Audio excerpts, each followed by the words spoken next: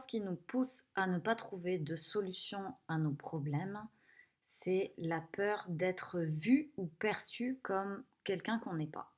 Je vais vous donner un exemple. J'ai eu une discussion avec une personne qui rencontre une problématique, c'est qu'elle est en déplacement tous les jours pour son travail et elle ne sait jamais où elle va manger le midi.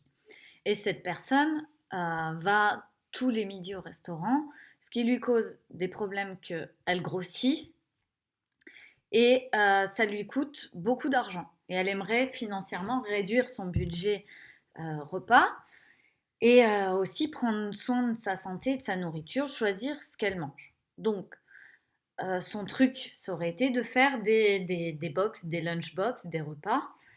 Et la problématique avec ça, c'est oui, mais je sais jamais où je peux trouver un micro-ondes ou quelque chose pour réchauffer.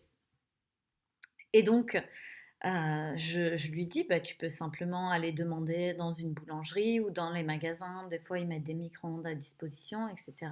Je dis, oui, mais je sais jamais où je vais arriver, donc j'ai pas envie de manger mes plats chauds, froids. Et, euh, et donc, je lui dis, mais demande dans des boulangeries, demande dans des magasins, demande trucs. Et là, c'était clair et net. Non, je vais pas demander dans une boulangerie qui chauffe mon repas alors que je vais rien leur acheter et qu'eux, ils vendent des trucs et que blablabla. Et ce qui se passe, c'est pas le fait de ne pas vouloir demander, c'est le fait de ne pas passer pour quelqu'un de pauvre, de ne pas passer pour quelqu'un qui n'a pas le choix, d'être une pauvre personne en train de demander un service. Et c'était vraiment ça le truc émotionnel qu'il y avait derrière. Parce que quand tu arrives dans une boulangerie et que tu dis bonjour madame, excusez-moi, je suis en déplacement, je me retrouve bien embêtée parce que je suis ici et que j'ai rien pour réchauffer mon plat. Est-ce que vous pouvez euh, euh, chauffer mon plat au micro-ondes? La personne vous dit oui à 80% parce que c'est demandé gentiment, parce que c'est bah oui, bien sûr, c'est bon, on vous dépanne, il n'y a pas de souci, voilà, on va faire ça pour vous, on est gentil, tu vois, il y a ce truc. Et et dans le cas où la personne dit non, tu peux lui dire, bah, et si je vous achète un petit cookie là à 1 euro ou un petit truc, peu importe, et ça te coûtera quand même moins cher que d'aller au resto entier. La personne te dira certainement oui. Si elle te dit non, il y aura d'autres solutions. Le vrai truc, c'était je ne veux pas passer pour quelqu'un que je ne suis pas. C'est-à-dire, je ne veux pas passer pour quelqu'un de pauvre ou qui fait l'aumône ou qui demande des services ou qui ne peut pas se débrouiller par lui-même. Ou voilà, je ne veux pas être perçue comme cette personne. Alors qu'en réalité, sincèrement, si tu viens demander de l'aide, moi, tu viens me demander de l'aide, t'es pas perçu comme quelqu'un de pauvre ou qui est perdu ou qui, je sais pas quoi, tu me demandes de l'aide gentiment, t'es embêté, bah bien sûr, je vais faire de mon mieux, je vais te donner ce que je peux et puis voilà. Il y a quelqu'un qui vient sonner chez moi là qui me dit excusez-moi, je suis en galère, j'ai pas de micro-ondes, est-ce que vous pouvez réchauffer mon plat? Je lui ferai sans problème. Et pourtant, c'est chez moi. Je te dirais, bah, bien sûr, vous avez besoin de quoi? Vous voulez découvert, truc, j'ai découvert en bois là si vous voulez. Et peu importe, là je vous parle de cette histoire de repas parce que c'est ce que j'ai en tête, mais ça peut être pour plein de choses. On ne veut pas passer pour quelqu'un qu'on n'est pas et on s'est mis en tête que certaines actions ou certains comportements ou certaines choses nous font passer pour tel genre de personne, tel genre de personne et tel genre de personne.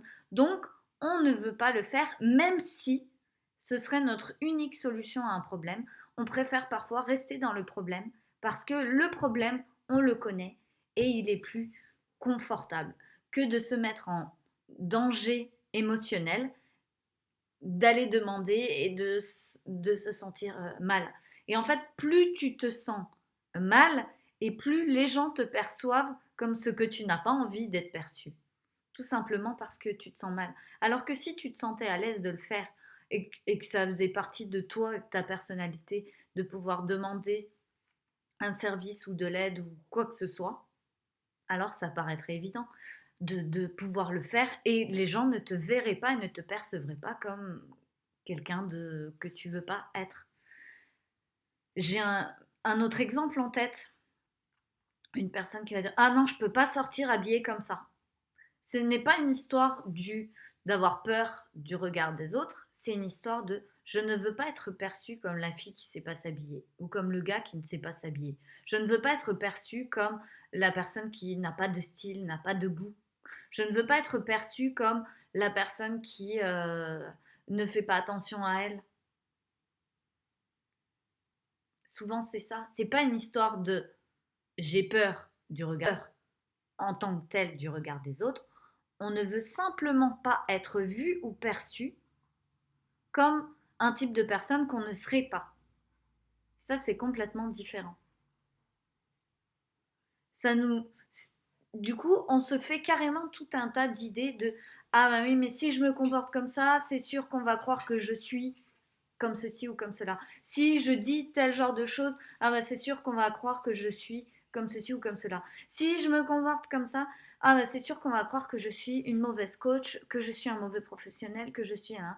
Et on s'empêche, du coup on s'empêche de faire ce qui nous plairait sur le moment, tout simplement, ou ce qui nous rendrait service, ou ce qui... Voilà, de nous aider ou de nous sortir d'un problème, tout simplement parce que on préfère rester dans ce problème et ne pas être perçu comme telle ou telle chose. Ah. Vous avez, vous avez droit à la chanson de mon chien aujourd'hui. Ah. Donc, on préfère choisir de se contraindre, à faire quelque chose parce que on préfère être perçu que d'une autre. Et quand tu lâches ce truc de perception, parce que peu importe comment tu t'habilles, peu importe ce que tu dis, peu importe ce que tu fais, peu importe tout ça, tu seras perçu d'une manière ou d'une autre selon qui te regarde en fait. C'est pas toi qui peux choisir ta perception, tu vas choisir l'image que toi tu aimes, pour toi tu l'aimes. Tu aimes t'habiller comme ça, tu aimes peut-être paraître simple, tu aimes l'idée d'être sophistiqué ou tu aimes l'idée d'être simple, tu aimes l'idée d'avoir une image plus de telle manière ou de telle manière, peu importe, mais tu vas avoir quelqu'un qui te percevra toujours d'une certaine manière. Parce que peut-être que tu aimes l'image d'être sophistiqué et en face tu auras quelqu'un qui aime la simplicité et qui va dire oh là là, non mais elle a cru quoi qu'on était au festival de Cannes ou quoi. Et qui va te percevoir comme quelqu'un qui en fait trop, admettons. Et si tu n'as pas envie d'être perçu comme quelqu'un qui en fait trop, tu vas réduire ce que tu aimes. Tu vas dire ah ouais, je vais m'habiller un peu moins sophistiqué. Ah ouais, je vais m'habiller un peu plus comme ci ou comme ça. Ah non, je vais jamais oser demander telle chose ou telle chose. Ah non, jamais je vais m'adresser à quelqu'un de cette manière.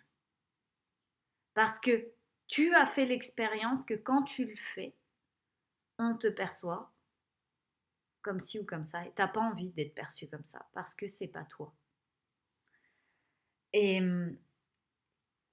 et donc, il y a un pas à faire parce que là, c'est un cercle vicieux. C'est le cercle de... Donc, je choisis de faire tel ou tel genre d'action pour ne pas paraître parce que j'aime ça aussi. Mais bon, j'aimerais peut-être plus ou différemment ou avec des détails supplémentaires. Mais je choisis ça à propos de ça pour ne pas être perçue comme ça.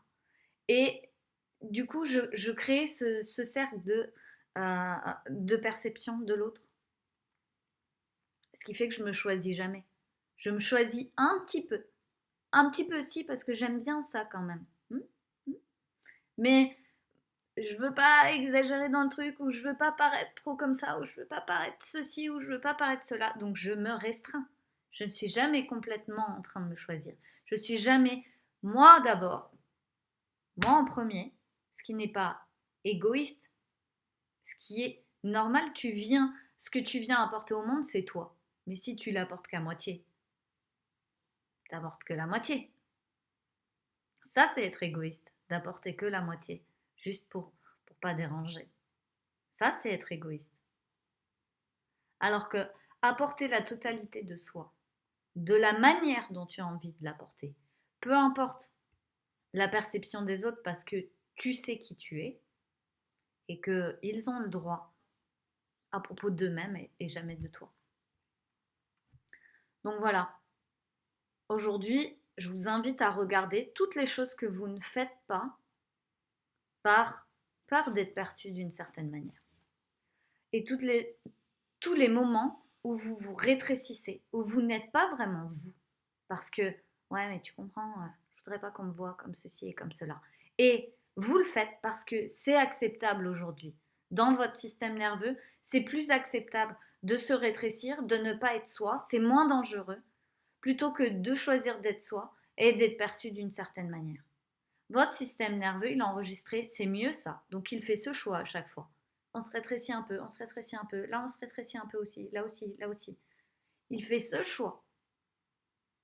Mais aujourd'hui, est-ce que c'est encore le choix que vous avez envie pour, pour la vie que vous voulez vous créer, la vie que vous voulez vous créer demain? Est-ce que vous avez envie de vous rétrécir?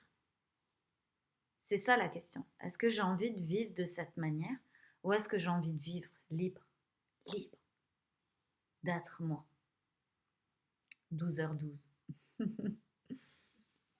Je vous embrasse et je vous dis à demain.